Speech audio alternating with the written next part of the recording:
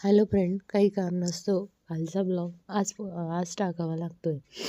कारण की 2 वेळा ब्लॉग टाकूनही कॉपीराईट पडलं होतं. पण त्याचं काही नाही. मी परत डिलीट करून व्हॉईस ओव्हर करून ब्लॉग टाकण्याचा प्रयत्न करत आहे. आज सकाळी मुलांना डब्यासाठी उपमा हवा होता, म्हणून उपम्याची सर्व तयारी चालू होती. त्याचं वाटण काढून घेऊन दुपारच्या जेवणासाठी पाहुण्यांना बेत करायचं ठरलं होतं. त्यामध्ये आम्ही मटणाची भाजी किंवा मटणचा रस्सा बनवणार होतो. आता तुम्ही कढईमध्ये बघतच असाल, फोडणी टाकून घेतली. त्यामध्ये जिरं, मोहरी आणि कांदा लाल करण्यासाठी टाकला. तो पूर्ण लाल होईपर्यंत हलवून घेतला आणि त्यामध्ये लसूण, टोमॅटो आणि थोडंसं चवीपुरतं मीठ टाकून हे मिश्रण चांगलं एकजीव करून घेतलं.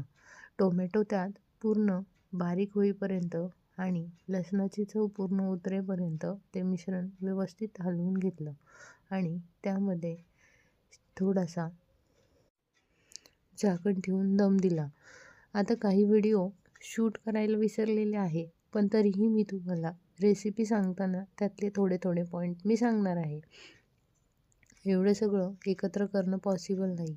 मग त्यामध्ये आपण एक तर मिरची बारीक करून टाकू शकतो किंवा अशी पेस्ट असेल तर ती टाकू शकतो. आता मी यामध्ये एक 1-2 मिरच्या बारीक करून घेतलेल्या, त्यामध्ये लसूणही घातला होता थोडासा. कारण खुडून टाकलेल्या लसणाची चव वाटून टाकलेल्या लसणाच्या चवीपेक्षा कमी असते म्हणून. आता त्यामध्ये सर्व ॲड करून झाल्यानंतर पाणी टाकून घ्यायचं आणि त्या पाण्याला उकळी येईपर्यंत वाट पाहायची. त्यामध्ये थोडीशी कोथिंबीर ॲड करायची. कोथिंबीर ॲड केल्यानंतर गरम पाणी टाका. गरम पाणी टाकून उकळी येईपर्यंत ते झाकून ठेवा.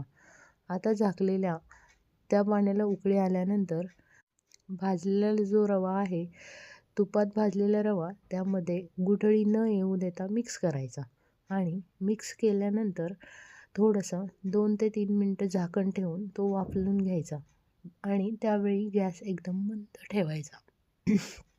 मंद गॅसवर रवा चांगला शिजला जातो आणि खायलाही उपमा मस्त लागतो. आता हे बघा, मी रवा टाकताना थोडंसं शूट करतानाही आलं म्हणून नाही केलं, पण रेसिपीमध्ये आता यामध्ये चवीनुसार तुम्ही शेंगदाण्याचा मोठा कूटही घालू शकता, पण आमच्या घरात तो आवडत नाही म्हणून मी तो घातलेला नाही आहे. आजच्या ब्लॉगपुरतं एवढंच. थोडंसं त्याच्यावर कोथिंबीरीने सजवा. बाय.